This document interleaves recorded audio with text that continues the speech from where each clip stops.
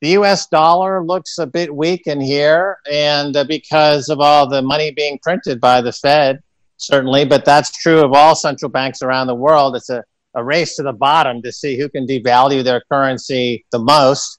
And this is great for hard assets like gold, like Bitcoin. So you're saying the pandemic actually got people thinking more about Bitcoin and cryptocurrency than before? Well, the pandemic triggered massive money printing, and that's good for gold and good for Bitcoin. I think that we're seeing great mobilization of Generation Z and the millennials into now investing because they're getting a lot of free cash from the government. And a lot of that money is finding its way into Bitcoin via various apps like Robinhood and other apps like that.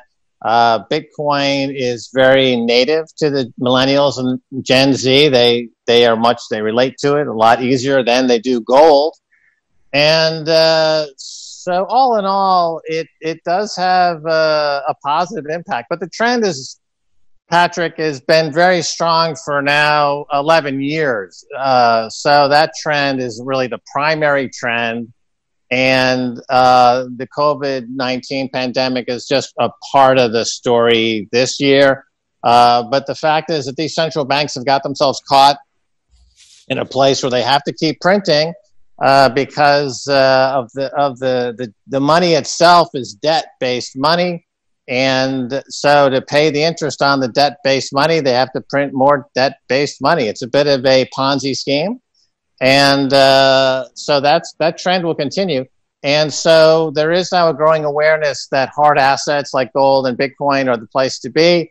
Central banks like Russia, China, and others have been huge buyers of gold in anticipation of that point at which fiat money really starts to lose its ability to function effectively in this economy.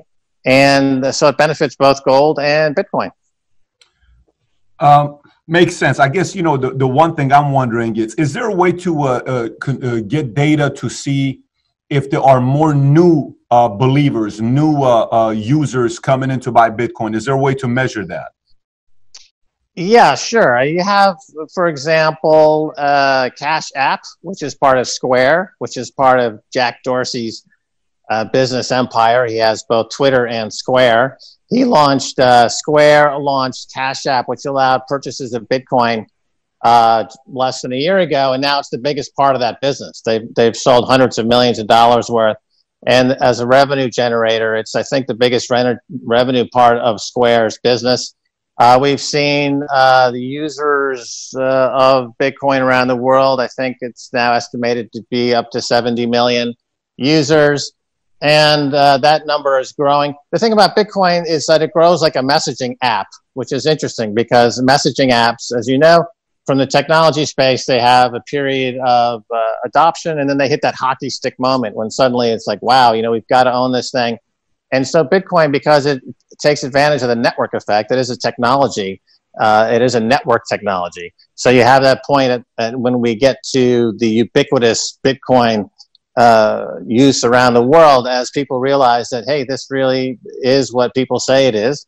And so the numbers are growing rapidly.